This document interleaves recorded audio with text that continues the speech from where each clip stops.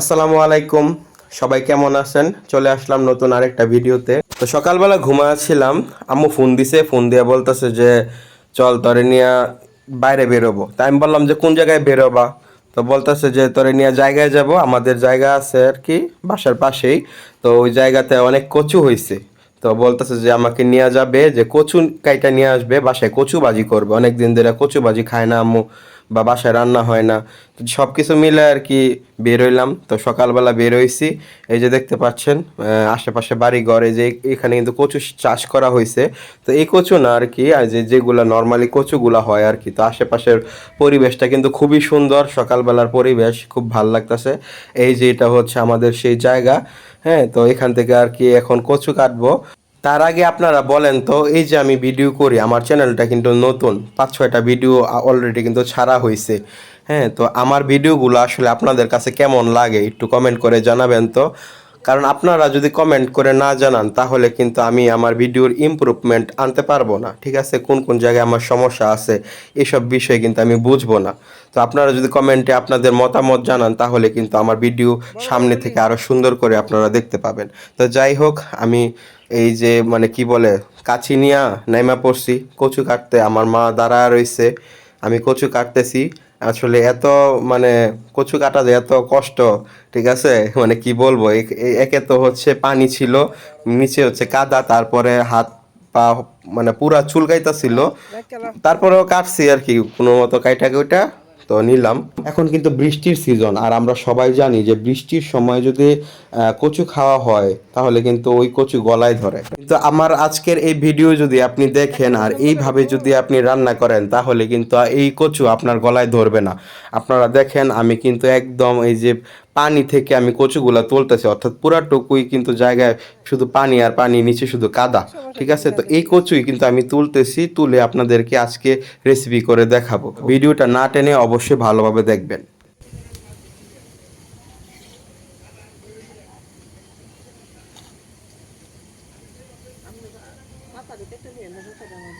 পাতা নিবেন না? আচ্ছা, নামলে কচু শাক হয়েছিলাম বলে আমি। না না না পাতা দিয়ে আমার দেন পাতা দিয়ে লেগে করেছি শুকিয়ে না বড় বনে ঢাকা লেগে ও আচ্ছা, পাতা দিয়ে দিলাম প্রচুর শাক আমার আছে ইয়া গ্রাম গ্রামটা আমার জ্বালাইছেন যে এপ্রিল দিয়েছে সিদ্ধ মিদ্ধ করে সুন্দর করে তো আমি 4টা ইয়া করে বন্ধ করে ফ্রিজে দিয়ে দিচ্ছি এই এমনি ভালো আছে, ফর আবার আনার সময় তো কাছে সুন্দর করে রাখ। বড় বড় পাতা যে হেরি কেন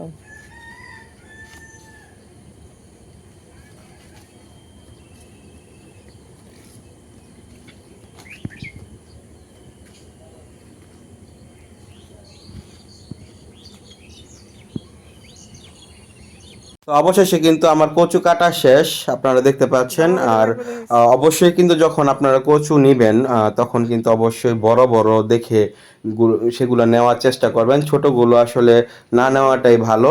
তো আমি অনেক কিন্তু বাছাই করে অনেকক্ষণ ধরে কিন্তু বড় বড় যেগুলো, সেগুলো কিন্তু নেওয়ার চেষ্টা করছি। তো আপনারা দেখতে পাচ্ছেন আমি কিভাবে নিয়ে আসতেছি। আমার কিন্তু হাত পা অনেক চুলকাইতেছে। আসলে কচু, মানুষ যে বলে যে কচু কাটা কোনো ব্যাপার না, হ্যাঁ, কচু কাটাও কিন্তু একটা ব্যাপার, বুঝছেন। কচু কাটাও কিন্তু কষ্টের, যে কাটে সে বুঝে, বুঝছেন। যাই হোক, তো কচুগুলো নিয়ে কিন্তু বাড়ির উদ্দেশ্যে রওনা হলাম। আর কচুর নিচের যে মানে যেখান থেকে কাটা হয়, এখান থেকে কিন্তু কষ বের হয়। আর এই কষগুলো যদি আপনার শরীরে লাগে, তাহলে কিন্তু আরো বেশি চুলকায়। ঠিক আছে, তো এমনি যেহেতু হাত পা চুলকাইতেছে, তো যার কারণে এই যে কচুর যে নিচের যে গোড়া, এগুলা ভালোভাবে পলিথিন দিয়ে বেঁধে নিছি, যাতে হাত পা না চুলকায়। তো বাসায় নিয়ে আসার পরে এখন দেখতে পাচ্ছেন কচুগুলা কিন্তু মানে বাছাই করা হইতেছে, মানে কাটা হইতেছে আর কি। আর যে পাতাগুলা কিন্তু এখন হচ্ছে মানে আলাদা করে ফেলবে। আর যে কচুগুলা, এগুলা হচ্ছে আপনার ছোট ছোট করে কাটা হবে তরকারির জন্য। কচুগুলি নিয়ে আমরা বাসার ছাদে উঠে গেছি, কারণ ঘরের ভিতরে আসলে এত গরম লাগে কি বলবো। যখন কারেন্ট চলে যায়, মনে হয় যেমন আমাদের বাসায় একটা ওভেন আর আমরা এটার ভিতরে ফ্রাই হইতেছি, বুঝছেন, এমন একটা গরম লাগে। তো এই গরমের হাত থেকে বাঁচার জন্য আমরা কচুগুলো নিয়ে ছাদে উঠে গেছি, যেন এই মানে বাতাসের মাধ্যমে আমরা কাজগুলা করতে পারি, বাতাসে থেকে আর কি। তো অনেক ভালোই লাগতেছিল। আর এখন কিন্তু দুপুর 12টা বাজে, তারপরও গরম লাগতেছিল কিছুটা, কিন্তু বাতাস ছিল তার জন্য এত একটা খারাপ লাগে নাই। আর এই যে আশেপাশের সিনারিটা আপনাদেরকে একটু দেখাই, কত সুন্দর একটা পরিবেশে বৈশা আমরা কচু কাটতেছি, দেখছেন কত ভালো লাগতেছে। আর আমাদের ছাদে কিন্তু বিশাল বড় একটা ছাদ বাগান আছে, মোটামুটি বড়। তো কোনো একটা ব্লগে আপনাদেরকে দেখাবো, অনেক ফল শাকসবজি এগুলো আছে। তো যাই হোক, আমাদের কচু কিন্তু প্রায় শেষের দিকে।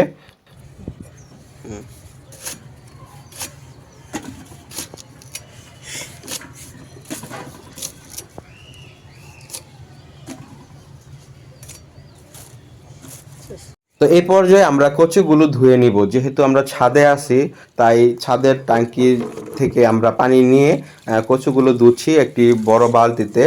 আর সর্বনিম্ন আপনি 3বার ধুইতে পারেন, আর যত বেশি ধুবেন ততই কিন্তু পরিষ্কার হবে। ঠিক আছে, ভালোভাবে ধুয়ে নেবেন।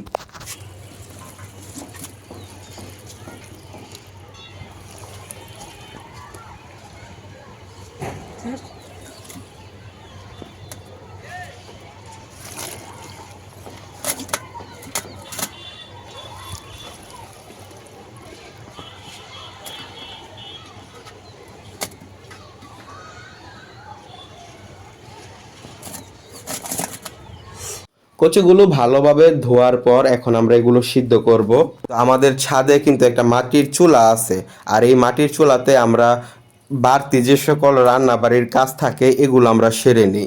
এই যে যেমন ধরেন কচু সিদ্ধ করা বা গরুর মাংস কষানো, তো এই বাড়তি যে রান্না বান্নাগুলো আছে এগুলা কিন্তু আমরা মাটির চুলার মাধ্যমে করে থাকি। তার কারণ হচ্ছে গ্যাসের বর্তমানে যে দাম, আর আমাদের কিন্তু এমনিতেই মাসে অলরেডি 2টা সিলিন্ডার লেগেই যায়। তো এর ভিতরে যদি এই গ্যাস দিয়ে আবার এই বাড়তি রান্না বান্নাগুলো করা হয় তাহলে কিন্তু আমাদের মাস চালানোটাই কিন্তু অনেক কষ্ট হয়ে যায় এই 2টা সিলিন্ডারে। তো এই জন্য আমরা একটু চেষ্টা করি যে বাড়তি রান্না বান্নাগুলো ছাদে এই মাটির চুলার মাধ্যমেই করে ফেলার জন্য। তো আমরা দেখতে পাচ্ছেন যে চুলার মধ্যে কিন্তু আমরা এখন জাল ধরাচ্ছি, এবং আমরা এই চুলার মাধ্যমে কিন্তু এখন কচুগুলোকে সিদ্ধ করে নিব।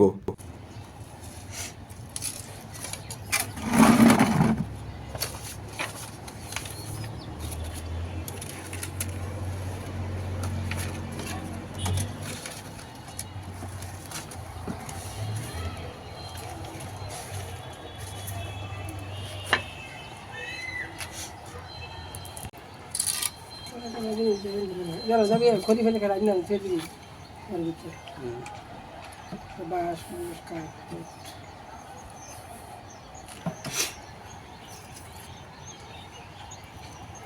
একবার একটু সুন্দর মারছে উনি থাকতো এই তো শহরের ঘর আছে।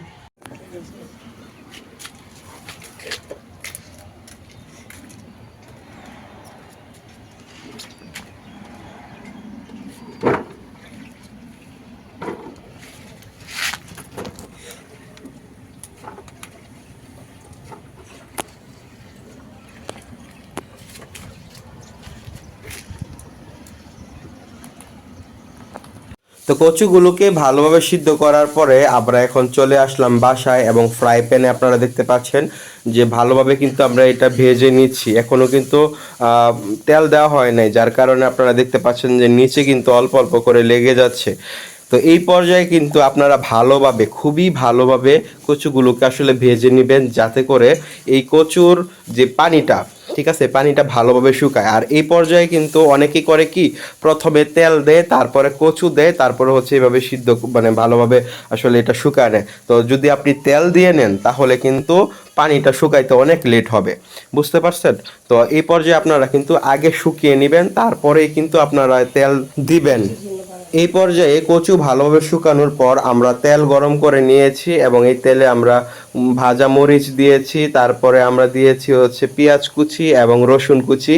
তো এগুলা ভালোভাবে দিয়ে নিয়েছি, আপনারা দেখতে পাচ্ছেন। তো এরপর আমরা দিয়ে নিব পরিমাণ মতো লবণ। তো সব কিছু যখন আপনার পরিমাণ মতো দেওয়া হয়ে যাবে তখন আপনি এগুলা ভালোভাবে নেড়ে নেবেন। তো আমরা এই পর্যায়ে এই পেঁয়াজ, রসুন, লবণ, মরিচ একসাথে আমরা ভালোভাবে নেড়ে নিব।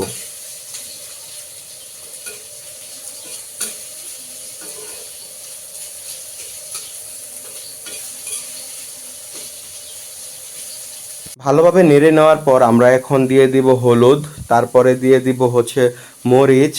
পরিমাণ মতো অবশ্যই দিবেন। যদি আপনি বেশি ঝাল খেতে চান অবশ্যই বেশি দিবেন, আর যদি আপনি কম ঝাল খেতে চান তাহলে কম দিবেন। তারপরে আদা গুঁড়া, জিরা গুঁড়া, হ্যাঁ, এগুলো ভালোভাবে দিয়ে নেবেন। পরিবারের সুস্থতা যদি আপনার কাছে সত্যিই গুরুত্বপূর্ণ হয় তবে খাঁটি অর্গানিক মশলা পেতে ভিডিওর ডিসক্রিপশনের লিংক থেকে অর্ডার করে নিন। বিশ্বাস রাখুন গুণগত মানে। আজকের ভিডিওতে আমরা ব্যবহার করেছি মিস্টার রয়্যালের মশলা, যেটা এক্সিলেন্ট গ্রুপের একটি পণ্য। তো এই পর্যায়ে আমরা ভালোভাবে মশলাগুলো আসলে নেড়ে নিব, যেন আমরা ভালোভাবে আসলে মিশাতে পারি, এটা এনশিওর করতে হবে। তো ভালোভাবে মশলাগুলো মেশানোর পরে আমরা এই যে শাকগুলো যে শুকিয়ে রেখেছিলাম, পানি শুকিয়ে রেখেছিলাম, সেই শাকগুলোকে আমরা এই পেঁয়াজের সাথে দিয়ে দিব। আপনারা দেখতে পাচ্ছেন আমরা কিন্তু ধীরে ধীরে দিয়ে নিচ্ছি, এবং দেওয়ার পরে আপনারা ভালোভাবে এই শাকগুলোর সাথে পেঁয়াজ এবং মশলা ভালোভাবে মিশিয়ে নেবেন।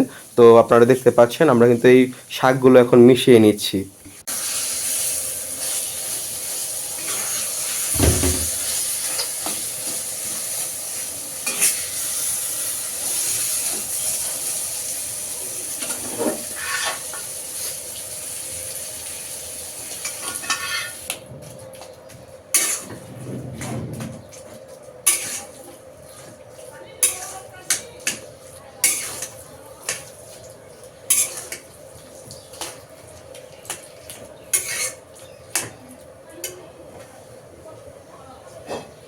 তো এই পর্যায়ে আমরা গোলমরিচ, কাঁচামরিচ, এলাচ, তারপরে হচ্ছে আপনার পাঁচফোড়ন সব কিছুই দিয়ে নিয়েছি, এবং আপনারা দেখতে পাচ্ছেন আমরা কিন্তু ধীরে ধীরে সবগুলোই দিচ্ছি।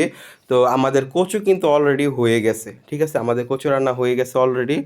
তো কচু রান্না তো হয়ে গেল, এখন খেতে বসবো। আর অনেকে হয়তো ভাবতেছেন যে এত কচু নিছি, আসলে কচু আমার খেতে এত ভালো লাগে এটা কি বলবো। যে সময় আসলে আম্মু কচু রান্না করে আমি বেশি করে নিয়েই খাই।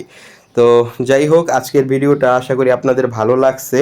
আর এইভাবে রান্না করে খেলে ভালোভাবে শুকিয়ে, যদি পানি শুকিয়ে খান তাহলে কিন্তু আপনার গলায় ধরবে না, এটাই হচ্ছে মানে কচু রান্না করার নিয়ম।